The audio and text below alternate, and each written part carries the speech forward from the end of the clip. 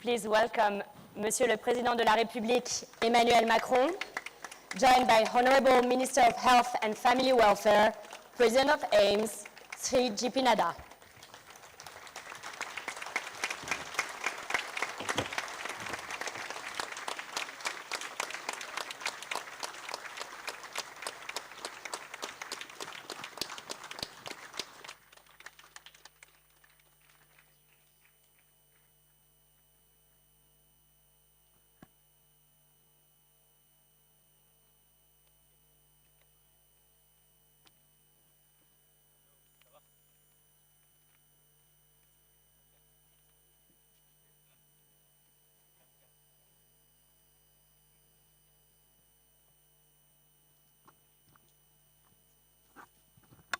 I will first have the honor of inviting Monsieur le Président de la République Emmanuel Macron and Monsieur le Ministre J.P. Nadda for the traditional lighting ceremony.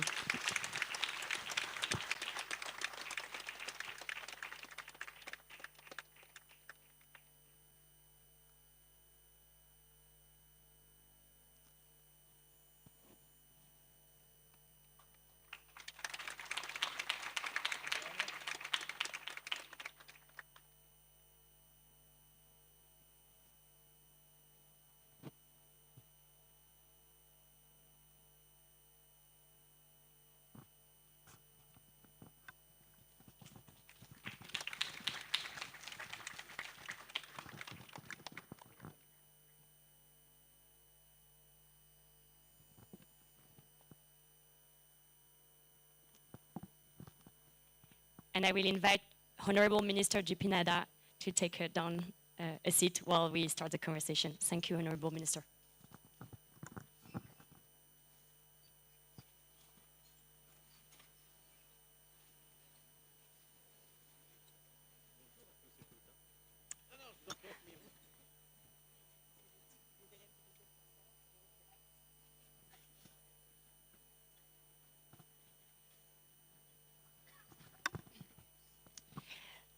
Monsieur le Président de la République, Honorable Minister of Health and Family Welfare, dear J.P. Nadda, dear Minister Delegate in charge of Artificial Intelligence and Digital Affairs, chère Anne, dear Minister Delegate in charge of Francophonie, International Partnerships, and French Citizens Abroad, chère Eleonore, dear Secretary to Ministry of Health and Family Welfare, Madame Punya Salila Srivastava.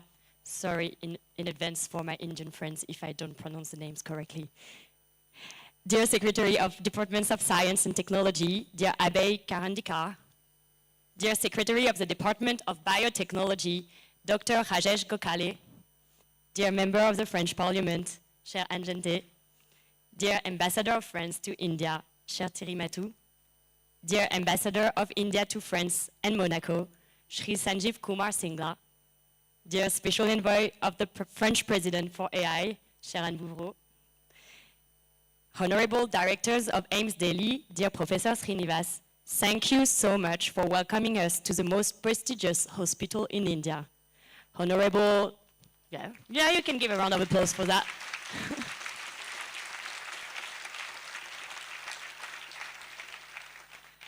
Honorable Chairman of the R.U.S.H, dear Thierry Coulon and Vijay Raghavan, thank you for hosting this event and making it such an unforgettable moment. We can also give them a round of applause. But now you started, so. Dear President of Universities, Deans of Faculties, Directors of Scientific and Research Institutions, dear CEOs, Head of Companies, dear students from AIMS, some of you are behind us, and other high-level institutions, distinguished guests, mesdames, messieurs. So welcome here at R.U.S.H. It's probably the most ambitious ever academic and scientific event that was decided, organized, made together with a French and Indian twist. R.U.S.H was actually launched this morning, as I shared, by our two chairmen, Thierry Coulon and Vijay Raghavan. And it's a flagship event of the India-France Year of Innovation that you launched, Mr. President, yesterday with Prime Minister Modi. It is addressing one ambition, deepening our long-standing partnership in the areas of innovation, of AI, health, and academic mobility by 2047. We are gathered here today on the sidelines of another event, which I think have been keeping our Indian friends quite busy, the AI Impact Summit, of course. This summit is a key international event to address the opportunities and challenges caused by AI. And it happens to be just 1 year after we hosted our Paris AI Action Summit, dear Anne. And we are very glad to be here to celebrate this event with you here in Delhi. Today's conversation should allow us to address our relationship, France and India, is key for sharing our knowledge, our talents, our capabilities, but also our values when it comes to embracing the AI revolution. Monsieur le Président, your presence today here at AIMS is a unique opportunity to advance the international conversation on AI, which is a topic that I know you have very strong stance on. We are honored, as you see, to be joined on stage by two amazing talents. First, Dr. Priyanka Das Rajkakati and Mr. Manan Suri. Those two brilliant Indian talents whose careers actually illustrate the partnership between France and India. Dear Priyanka, you are a renowned aerospace researcher, specializing in remote sensing applied to hydrology, but also a talented artist who draws inspiration from your scientific career to offer a fusion between art and space. You left India at the age of 21 to study at École Polytechnique, probably one of the best schools in France, but I cannot say the best because there are too many people from universities here. I'm gonna get in trouble. But it is the best. And now live in Toulouse, but remain very close to India. Dear Manan, you're a professor at IIT Delhi and founder of Siren AI Solutions, a deep tech company. You have created key technologies in the field of semiconductors and unconventional computer hardware. Having achieved your PhD in France as well, in Grenoble, and worked at the CNRS, you are also strongly connected to France. No formal speech, no official statement. We'll have a dynamic conversation today, which I'm obviously happy to open with the first question. So, Priyanka Manan, I think everyone in the room has seen how much you share with India and France. You both happen to have studied in France. Given this particular experience, given your background, and given the fact that we agreed the whole day that we can only build AI technologies if we do it together, what do you think we should do to reinforce the partnership between France and India to strengthen our bilateral cooperation? And I'll start with you, Manan, because you've experienced both sides and maybe you can tell us a little bit more about this experience. Thank you, Clara, Your Excellency, and all the respected French officials, delegates, and Indian friends. So I did my PhD in France. I started in 2010. I moved to France from the US. One of the key reasons why I chose the French option was because it was highly interdisciplinary, and it brought various different stakeholders at an intersection. So we had academics, we had industry, scientific labs, all of them fusing into a single PhD. So that was a key motivation. It was quite interdisciplinary. Coming back to your question on what we must do, I think the most important aspect here is the grassroots connect, the individual connect. I'll just give you an example. It's been 13 years since I have left France and back in India. And we have toiled to do many different partnerships. In our group, we work with Sewa, Leti, Sewa, List, Paris-Saclay, IMS Bordeaux, University of Lille. And you'll be amazed to know that all this work is without any formal funding. It's just one-to-one researcher connect. So if the grassroots connect is strong, it just drives everything. So as much grassroots level researcher or innovator connect we have, it helps. Thank you. What about you, Priyanka? Thank you for sharing this experience. Why actually did you choose France? And what are the key assets that the French-Indian scientific cooperation can build on? So I have a little story. I'm actually an artist masquerading as a scientist. Because for me, science, just like AI, it's a tool, It's a tool for achieving something. And I think the difference between a researcher and an artist is that research helps you explore something, but an artist strives to deliver. So to get that end product. So for me, that's why I, insist on being recognized as an artist. And I think for me, France was a very, very normal choice because it was firstly my third or fourth language in school. So in India, we have a fourth and fifth languages. And then I went and did physics from St. Stephen's and its École Polytechnique, which came to recruit foreign students. And went on to do a PhD in space science from Supero.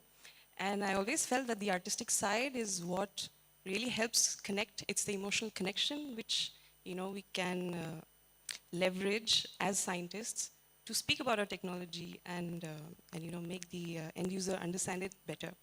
And what better place than France, which is known for both, the Eiffel Tower, but also some of the famous artists, some of the famous designers, and for me, that was a natural choice. And for the collaboration, I think what we're doing here is a very good example. I'm also here to represent Business France delegation for Vortex.io, where I'm working today. And that was also a very good example of how, we are exposing two sides to each other's cultures. And I think that's very important. So culture being a keyword. Thank you. Do you want to add up to that part of the conversation, Mr. President, and to how do you think we should reinforce this collaboration? No, thank you very much. And I'm very honored and happy to be here with the delegation. I recognize a lot of friendly faces and very familiar people here and a lot of potential new friends. I mean, we will be debriefed about R.U.S.H and the whole initiative by the two co-chairs. But I think what's important to me to convey as well, on top of R.U.S.H and this cooperation between high schools, universities, research centers, and so on, it's about exchanging more between our students. And both of you are, I mean, you had a PhD, if I understand properly. You did a PhD as well. But it's very important for us to welcome more Indian students and to have more French students coming here. We speak about 10,000 per year, more or less. It depends on the season. Sometimes people tell me it's 9,300. Sometimes my ambassador told me it's 11,000. So it should be around 10,000 per year. Okay. We decided with Prime Minister Modi to have 30,000 by 2030. It's largely feasible. Largely feasible. On the French side, we have to simplify, and we will simplify, our sourcing and as well as a visa facility. To have a visa which, I mean, meets the expectation of the students and is appropriate. For instance, if you have a PhD, I don't know how many years it took for you, 3 years, so many. So if I give you a visa for 1 year, I'm a little bit crazy. I create a sort of uncertainty, and probably we deliver the visa for 1 year, and you have to renew it, and so on. So it's not optimal. So on the French side, we will clearly streamline this approach in order to have something which meets the expectations and is much more practicable for the students and the schools. And by R.U.S.H precisely, we will establish better connections in order to have a better sourcing. Because India, 10 years ago, 15 years ago, was not the #1 source of students. Let's be honest. So I want our universities and high school to do much more, but we will do as well much more in terms of administrative facilities. At the same time, I want all the Indian students to be sure that if you come to France, you have the best in class teaching, you have access to the research centers and exactly the ecosystem you mentioned. With a lot of interdisciplinarity. You have, I mean, if you study in AI, you can have both, obviously, data scientists, mathematicians, you can have fundamental research with clearly the interaction with startups, but you can have as well interdisciplinarity with philosophy and other disciplines because it's super important to have the model of AI we do believe in. And this is exactly what we have on our campus. And I want you to be sure that you can have all your different lessons, your approach in English. Because I know that sometimes they're still exchanging with a lot of students. They say, I will not join France. I don't have a sufficient level in French language. No. You can come for a PhD, even for a master degree, and you will be teaching French, in English, sorry. Obviously, you can learn French in parallel, but you will be educated and you will have all the facilities in English. And it's very important to have that in mind, to convey to all the students here in India that we do have these facilities and this access. And my last point, because sometimes there is source of misunderstandings, I'm making my pitch for attracting more Indian students, as you see. It's a strange argument, but in France, the cost of studies is largely less expensive than in a lot of other countries. It's not the signal, it's bad quality. I'm serious. I had a lot of students saying to me, okay, it's almost for zero. It should be a terrible level of quality. Because everywhere in the rest of the world, you have to pay a lot of money to have 1 year. It's our, I would say, collective choice in France. The taxpayer contributes much more than the student. It's more fair. You can have some contributions are non-French students, but it's much more limited than in the equivalent Anglo-Saxon universities. So we can ask for some fees. It depends, and I think it's good that each university and each high school has its own model and will be free to have its own model. But we are very far from the level of fees in the Anglo-Saxon universities. But just take it as a collective choice, but not the signal that there is a lower quality. It's not true at all. The government is paying for the difference. This is my clarification after several interactions with students. So I clearly invite much more Indian students to come at master or develop for a PhD and to share the experience you had, because I really believe that we can provide a unique experience, and you pitched France much better than I could do.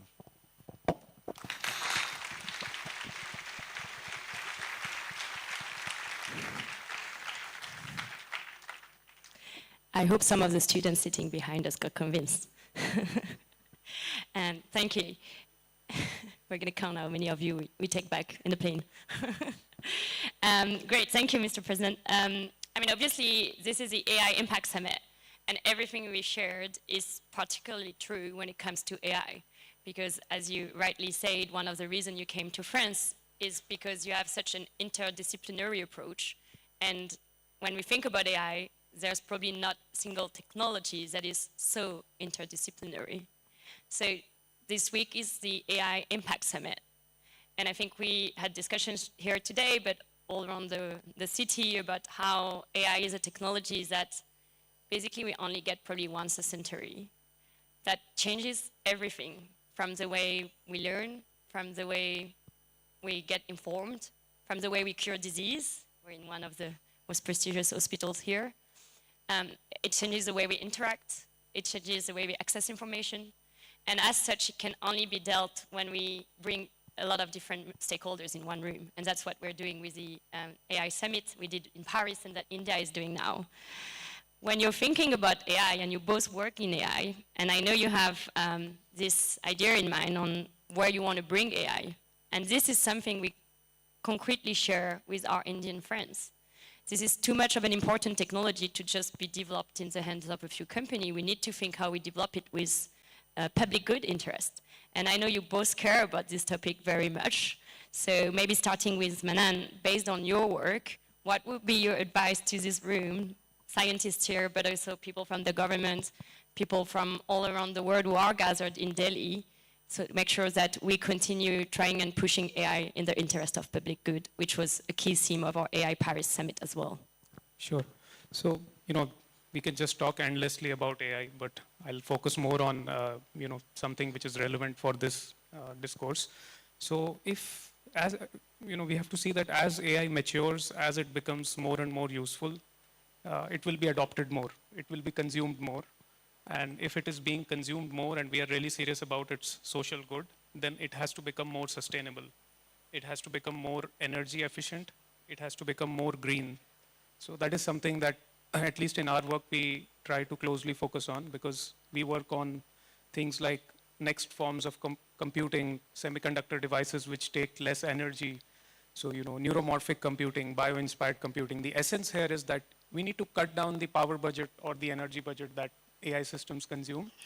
And I think, at least in the Indo-French context, this has a lot of relevance because both countries have strong commitment to AI for the wider good and also for sustainability. And with our French partners, we are working extensively on building low energy AI systems. The work is quite complementary, just how the cultures are complementary. They work more on new materials. We work more on building systems with those materials or algorithms with those materials, which are more energy efficient. So if you ask me to summarize, I would say that sustainable AI or getting the AI systems to be more green, more sustainable is what would make it enduring and what it would take to much larger scale of impact. And what we can do together. Absolutely. Thank you. Priyanka, do you want to add up to that topic as well? Yes, thank you for the question. And just to add to Manan, so AI for good, because AI, let's be honest, it's machine learning and among other forms of training data. And at the base, it's very, very technical. So it might actually scare people.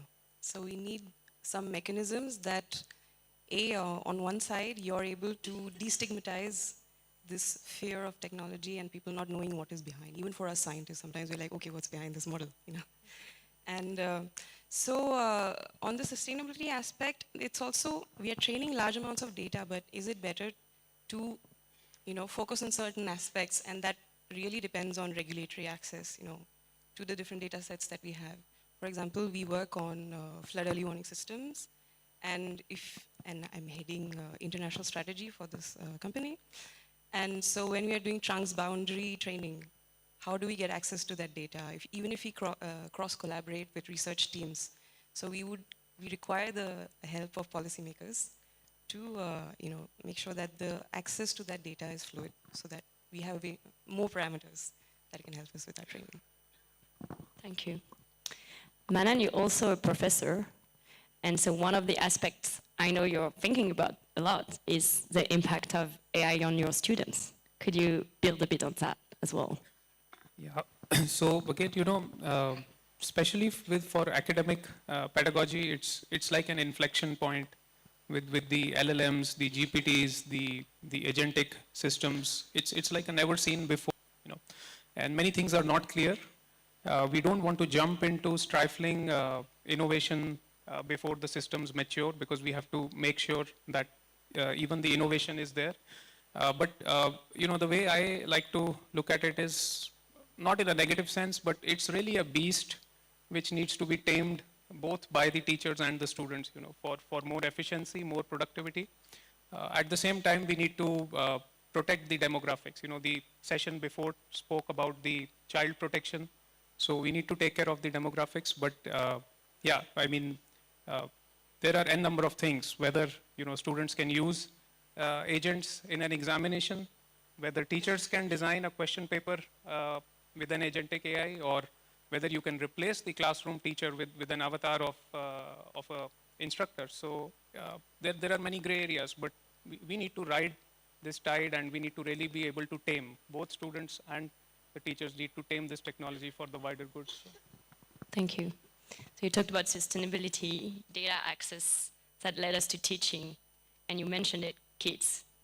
In the session before with Minister R.U.S.H, we had a great discussion on what should we do with those tools when it comes to younger generation? Because obviously the students you have in your classroom, they're probably not handling the aspects of those technology as well as younger generation, younger students, or actually not students at all, because younger and younger age, people are interacting with AI through so many different forms, but in particular with chatbots.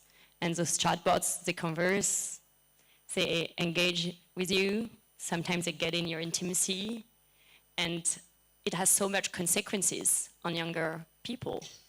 Professor Worms earlier today said, we were discussing how this can only be solved again as a global multi-stakeholder issue, and he said, that's probably a good example of sometimes with your partners, you can't rely on every definition of what's the best, but you can align and agree on what's the worst.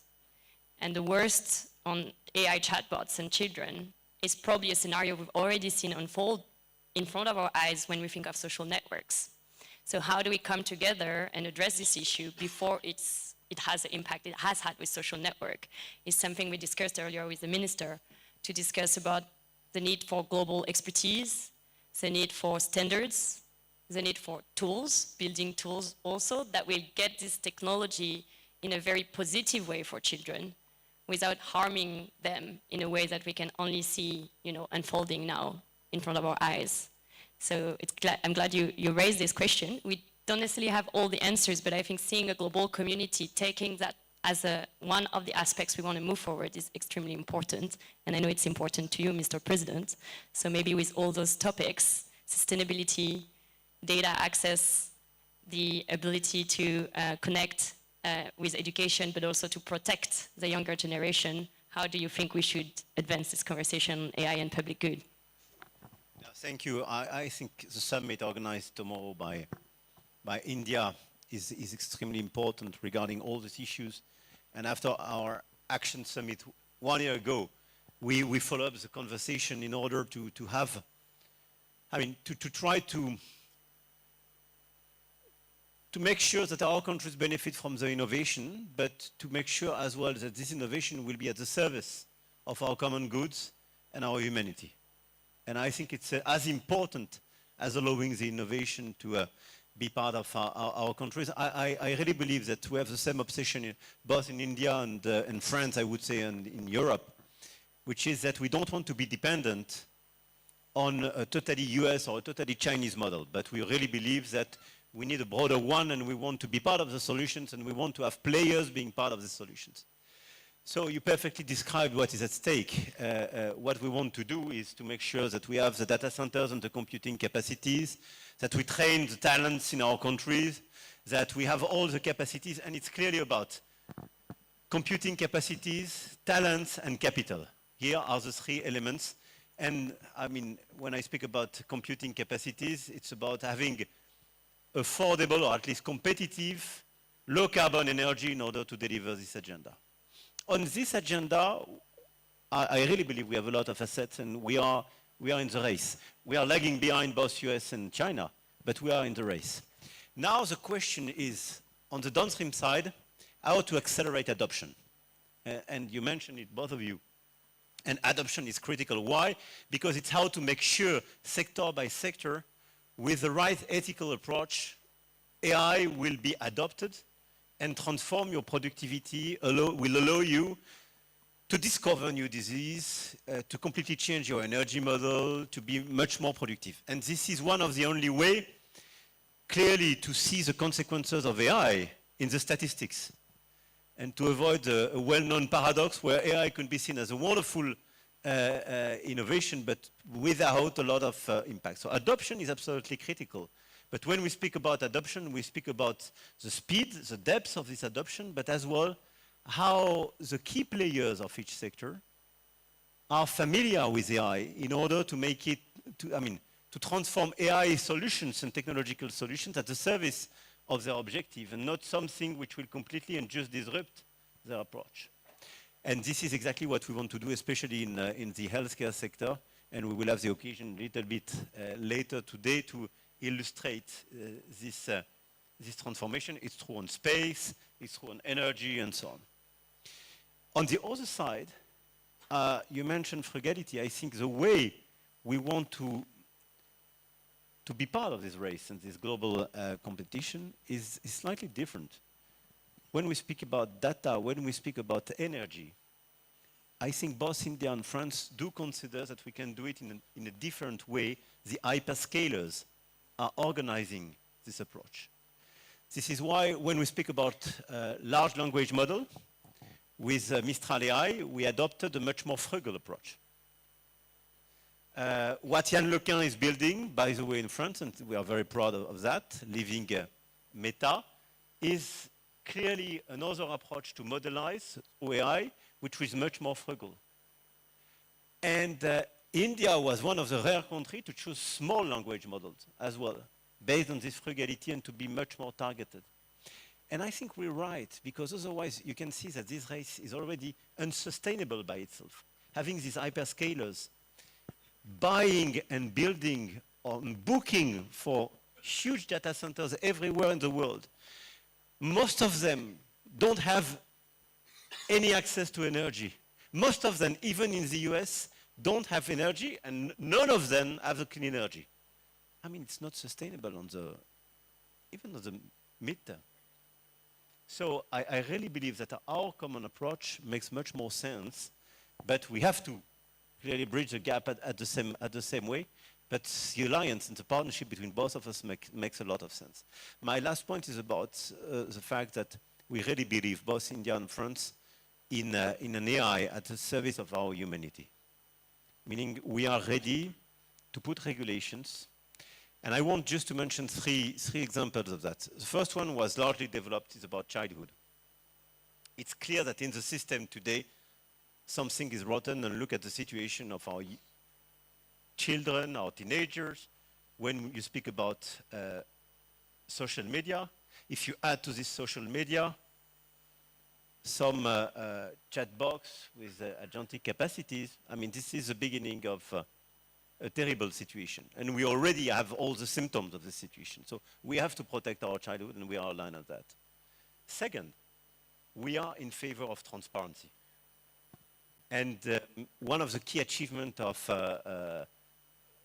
this summit is to have to ask requests from, perhaps at the end of the day, force these hyperscalers to provide the full transparency on their algorithm. And I think it's extremely important. It's important for our researchers, but it's very important for all of us as citizens. Because all the algorithms have biases. We know that. There is no doubt. And they are so impactful when you speak about social media that having just no clue about how the algorithm is made, how it is tested, how it is trained, and where it will guide you, I mean, the democratic consequences of this bias could be huge. We don't ask for regulation by itself. We don't want the IP, but we say, I mean, just should make it transparent. You are for the free speech. Some of them claim to be in favor of free speech. Okay, we're in favor of free algorithm. Totally transparent. Because, I mean, free speech is a pure bullshit if nobody knows how you are guided through this so-called free speech, especially when it's to be guided from one hated speech to another hated speech. I just want to have a transparent road through these different speeches, and I want, by the way, to have a sort of public order. I want to avoid racist speech, hated speech, and so on. That's my. And the third one is the respect of language diversity. And it's extremely important. And I think this is something we have in common between India and France. You have at least 22 official languages, but hundreds of languages. And we are very much attached to francophonie. And the big risk is to have just a global AI with LLMs and apps being 100% trained on English models, and on a portfolio largely dominated by the Anglo-Saxons and all the Chinese. Diversity, protection of diversity, and especially diversity of our languages, is a guarantee to avoid a lot of biases and to improve the quality of our models. And especially, you described very fairly the impact that AI could have on education. If you want a proper monitoring, I don't think that AI will replace teachers and researchers, but I think we will have to learn how to teach with AI, to have a different approach in order to improve the quality of the lessons and to have a better, probably personalized education. But it will be impactful and meaningful if precisely the model you use is trained on the right portfolio of content and trained on the right language. So I think it's very important as well if we if we want an ethical AI and if we want a safe AI, to clearly protect the diversity of languages. Thank you.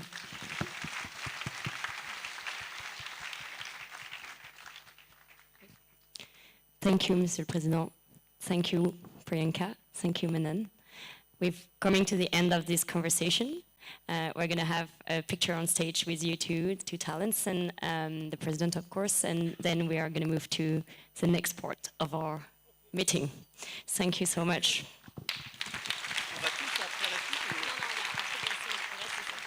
Thank you so much. Thank you. Thanks to you too.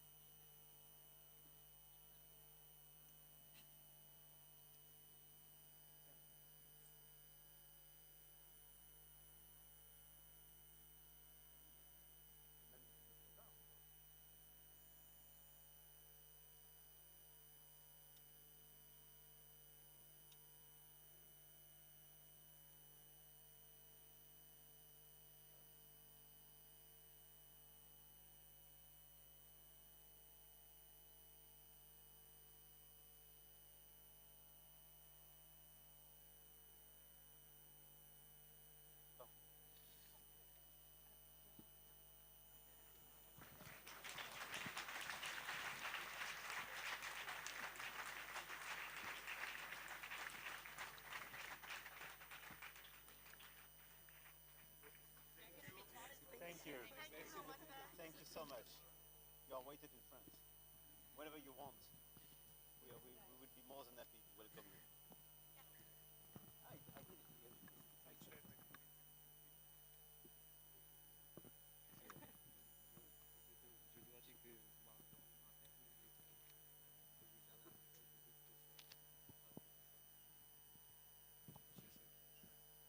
We are going to continue. Oui, vous inquiétez pas. We are going to continue. So I'm going to ask everyone to sit again, and we're going to have plenty of opportunities for other pictures. And I'm going to ask Priyanka and Manan to walk down, and thank you very much. Warm round of applause for both Priyanka and Manan.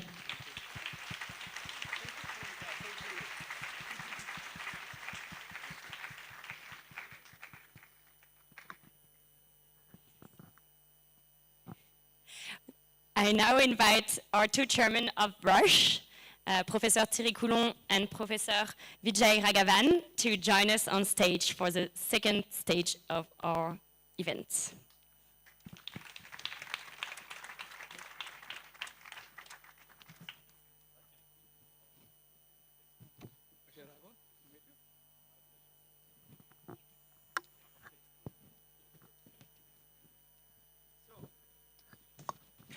So the event started this morning, and there was already quite a bunch of discussion, and so we're going to hear from both Thierry and Vijay on these sessions and what are your key takeaways so far. Thank you very much. Your Excellency, President Emmanuel Macron, Honorable Mantriji, Shri J.P. Nadda, Professor Thierry Coulon, and I summarized today's very stimulating proceedings. Actually, there's not much to say because you summarized it better than I would already. But you also added some very interesting material. But let me go on. Today I showcase the depth and future potential of the Franco-Indian partnership in science, higher education, health, and above all, artificial intelligence for the public good. At the plenary, our discussions reaffirmed several decades of strategic scientific partnership and set AI at the center of a renewed agenda in biotechnology, health, higher education, and geopolitics. There's a book brought out by the French Embassy in India. It's in the bag which many of you got. That really beautifully summarizes the history of French-India science collaborations. And that's really worth looking at. Now let me go on to standards. We heard converging messages from Indian and French leaders in government, academia, and funding agencies to treat AI not just as a technology, but as a shared strategic infrastructure, requiring common standards, interoperable data, and joint investments in talent and institutions. The new Franco-Indian campus in Life Sciences for Health, CEFIPRA's 40-year track record, and the planned INRIA DST Center for Digital Sciences illustrate how our cooperation is becoming more structured, mission-oriented, and long-term. Moving on to AI and health, the sessions in AI on health life sciences, and global health emphasize using AI to improve access, equity, and quality of care while keeping ethics, privacy, and explainability at the forefront. The Indo-French Forum on AI in Brain Health, built on Ames, Sorbonne University, Paris Brain Institute partnership, demonstrated how joint research can move from biomarkers and imaging to better clinical care, capacity building, and policy recommendation. In higher education, we saw a strong interest on both sides in internationalizing universities and building a truly global AI workforce. French and Indian institutions outlined concrete pathways, dual and joint programs, cross-border AI training, mobility of students and early career researchers, and closer links to industry through innovation bridges and startup ecosystem. Importantly, discussions on foreign universities in India, digital health ecosystems, and AI in education and business education, all of that underscore that talent, openness, and trust will determine our collective leadership in AI. Finally, the cross-cutting message of the day is that Franco-Indian cooperation in AI is maturing from a collection of projects into an integrated ecosystem spanning fundamental mathematics, digital technologies, agriculture, brain, mental health, and public-private partnerships. In conclusion, colleagues on both sides express a clear expectation that under your leadership and that of the Government of India, we now move to a next phase, scaling joint centers, coordinating funding instruments, and using this partnership as a model for responsible, human-centered AI at the global level. Thank you. Thank you, dear Vijay.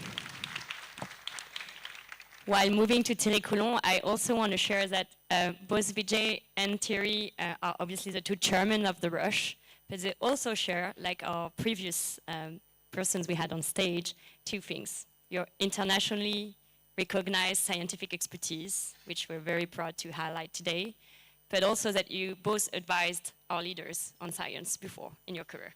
So thank you so much for joining forces and making this event happen. And I'm moving on to Thierry.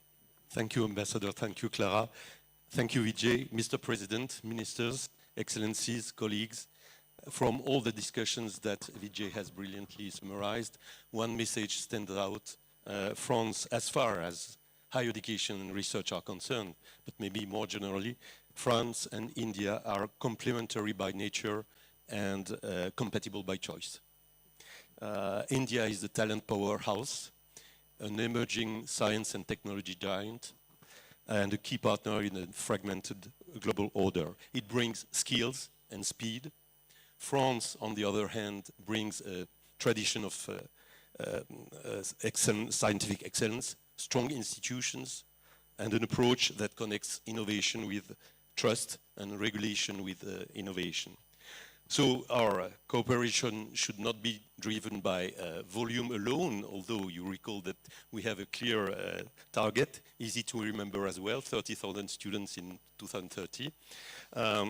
But our cooperation should be driven by selectivity and excellence, deep anchoring in research and doctoral training, long-term capacity building, and alignment with priorities like AI, health, climate, and strategic technologies. In short, less transactions, more transformations. And so how do we go further? Again, just by attacking together the great challenges. And moreover, these great challenges are now inseparable. Climate and energy transition need breakthrough science and industrial deployment. Geopolitics and defense remind us that cooperation only works when trust is built step by step in sensitive domains. Health demands shared capabilities, not just shared papers. And AI will shape competitiveness, sovereignty, and social cohesion. What one could hear and read between the lines this morning was the following, I think.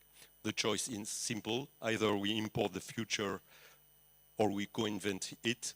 And this is why this partnership matters, not only for France and India, not only for higher education and research, but for a world that needs stability, standards, and trusted innovation. Thank you.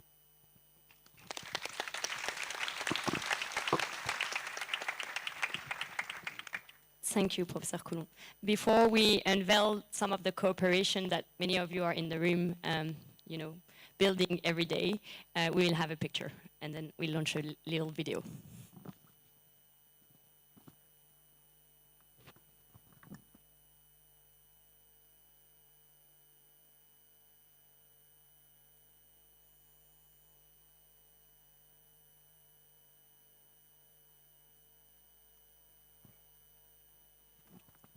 Thank you. Bravo.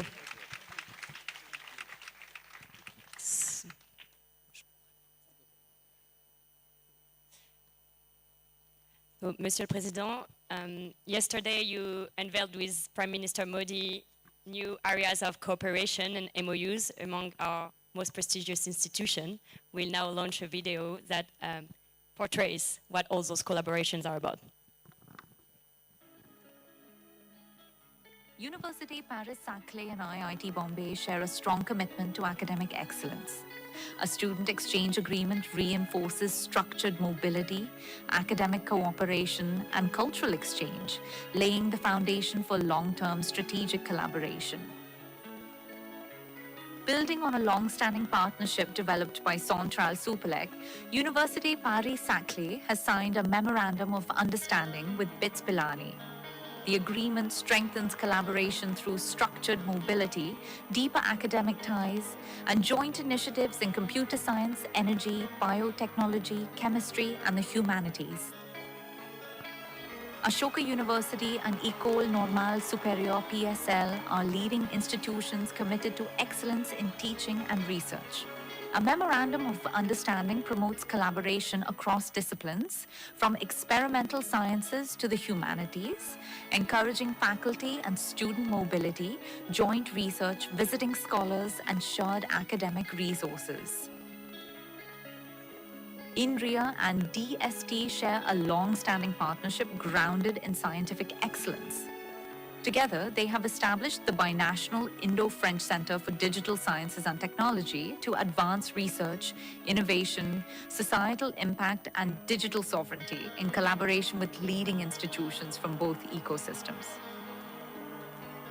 ANRS, Emerging Infectious Diseases, INSAM, and India's Department of Biotechnology are launching a strategic partnership on emerging and re-emerging infections. Focused on antimicrobial resistance and arboviral diseases, the collaboration will advance joint research, innovation, and international cooperation to address these growing global health threats. The CNRS and the Indian Ministry of Science and Technology have signed a letter of intent to establish a Franco-Indian Center in Advanced Materials. A subsequent memorandum of understanding aims to consolidate their long-standing partnership based on scientific excellence, openness, and innovation in service of society. The Tara Ocean Foundation promotes ocean exploration and the sharing of scientific knowledge. The Tara Coral Expedition unites 40 international laboratories to study coral resilience to global warming in the Coral Triangle, with the Andaman Islands serving as a key comparative site. Code at Home, an international initiative by the Emma organization and supported by IFCCI, equips children and teenagers with coding, AI, and digital skills. It has reached 90,830 young learners in India, 48% of them girls, and aims to reach 1 million youth. TCS and CEA List combine expertise in AI-led technology and scientific research to advance human-centric digital and physical AI. Their collaboration drives purpose-led transformation and societal progress, from brain-controlled devices and intelligent robots to AI-powered autonomous systems, grounded in responsible and trustworthy AI. R.U.S.H Business School, a global institution of excellence, welcomes nearly 9,000 students and 5,000 executive education participants across campuses in France, Morocco, and Singapore, with hubs in New York and London. It now announces a new hub in Mumbai, the first step in a long-term plan to advance its transdisciplinary vision for management education in India. Skill India empowers one of the world's youngest workforces through NSQF-aligned industry-driven training. The Ministry of Skill Development and Entrepreneurship, in partnership with France, promotes joint curricula, teacher training, global qualification alignment, internships, and vocational programs. The establishment of a National Center of Excellence at NSTI Kanpur will strengthen capacity to build a future-ready workforce. The collaboration between INSERM and ILBS on liver diseases began more than 10 years ago, founded on shared scientific excellence and a common commitment to improving patients' lives. Today, with the signing of this agreement, we take an important new step in strengthening our partnership through the Indo-French Liver and Metabolic Diseases Network. Together, we are opening new perspectives for innovation, discovery, and concrete health benefits for our two countries. Supported by India's Department of Science and Technology and France's Ministry for Europe and Foreign Affairs, CEFIPRA marks 40 years of Indo-French scientific partnership alongside the Year of Innovation. It has enabled over 800 academic and 64 industry collaborations, supported 230 plus seminars, and generated more than 60 patents. Happy birthday!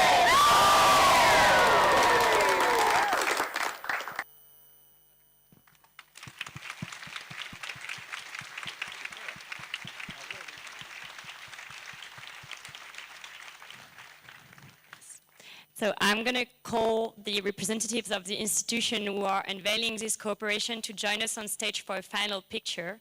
But before you come up, kind reminder, this is going to be the final moment of our ceremony. We've rehearsed that before. So people in the room need to stay seated after we finish this final picture while we go on and move to visit the place with Mr. President. So please come on stage for the photo, and everyone else has to remain seated for security reasons. Thank you so much.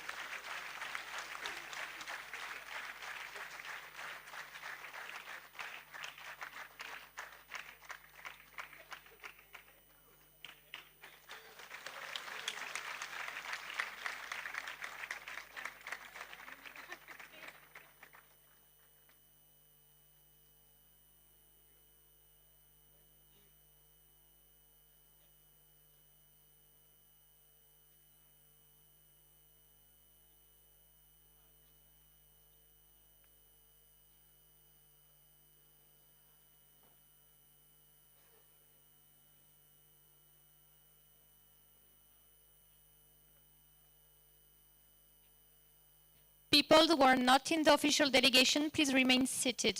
I'm seeing a few trying to sneak in. As I said, we have sharp eyes for security team waiting outside.